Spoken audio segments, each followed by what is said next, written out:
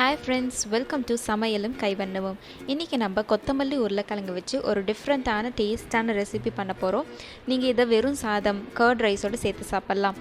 சப்பாத்தியோடு சேர்த்து சாப்பிடும்போது செம்ம காம்பினேஷனாக இருக்கும். சரி வாங்க அது எப்படி பண்ணலான்னு பார்க்கலாம். தேவையான பொருட்கள் 2 தக்காளி அரைச்சி எடுத்துக்கோங்க, 1 கப் சின்ன வெங்காயம் இந்த மாதிரி அரைச்சிக்கோங்க, ரொம்ப நைஸாக வேண்டாம். 1 ஸ்பூன் இஞ்சி பூண்டு விழுது, 1 கப் தேங்காய் அரைச்சி எடுத்துக்கோங்க, 50 கிராம் பாசி பருப்பு, ஒரு மீடியம் சைஸ் உருளைக்கிழங்கு, 2 சின்ன கட்டு கொத்தமல்லி கட் பண்ணி வச்சுக்கோங்க, 1 ஸ்பூன் மிளகாய்த்தூள், 1/2 ஸ்பூன் தனியாத்தூள், 1/2 ஸ்பூன் மஞ்சத்தூள், தேவையான அளவு உப்பு.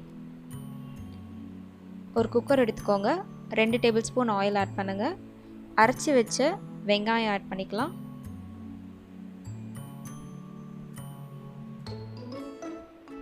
பொன்னிறமாக வர வரைக்கும் நல்லா வதக்கிக்கோங்க.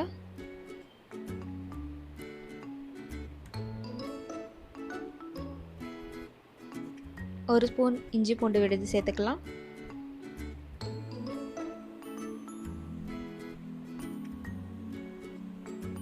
நல்லா பச்சை வாசம் போகிற வரைக்கும் வதக்குங்க.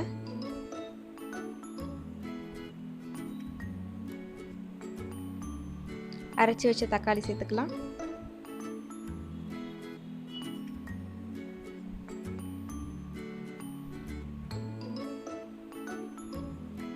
மசாலா ஆட் பண்ணிக்கலாம்.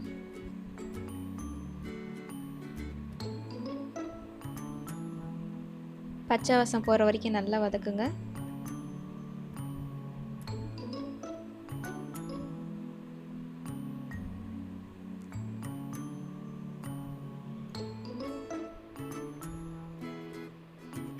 பாசி பருப்பு சேர்த்துக்கலாம். உருளைக்கிழங்கு சேர்த்துக்கலாம். உருளைக்கிழங்கு கட் பண்ணிங்கன்னா தண்ணியில் தான் வைக்கணும், இல்லைன்னா அதோட கலர் சேஞ்ச் ஆகிடும்.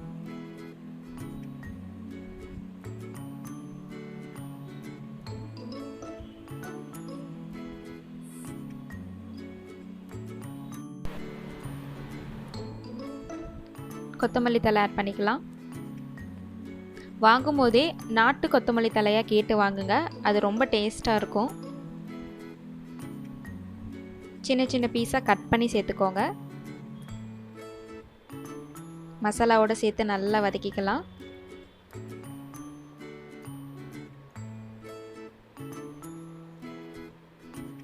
அரை டம்ளர் தண்ணி சேர்த்து நல்லா கொதி வர வரைக்கும் வெயிட் பண்ணலாம்.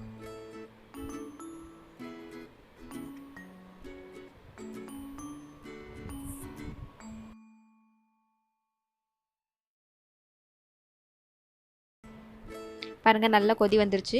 இப்போ நம்ம மூடி போட்டு 3 விசில் வரைக்கும் நம்ம விட்டுறலாம்.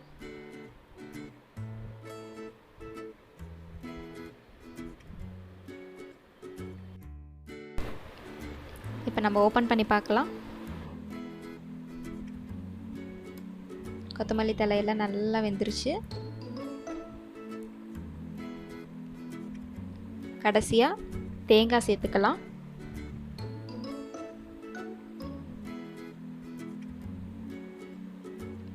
தேங்காயோட பச்சை வாசம் போகிற வரைக்கும் ஒரு 5லேருந்து 10 நிமிஷம் வரைக்கும் நல்லா கொதிக்கட்டும்.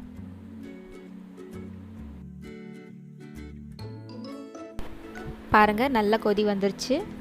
ஆல்மோஸ்ட் நம்ம ரெசிபி ரெடி ஆகிடுச்சு. ரெகுலராக சப்பாத்தியோட சட்னி, கிரேவி, குருமா தான் செஞ்சுருப்போம். டிஃப்ரெண்ட்டாக கொத்தமல்லி தழை உருளைக்கிழங்கு வச்சு இந்த மாதிரி ஒரு கிரேவி செஞ்சு பாருங்கள்.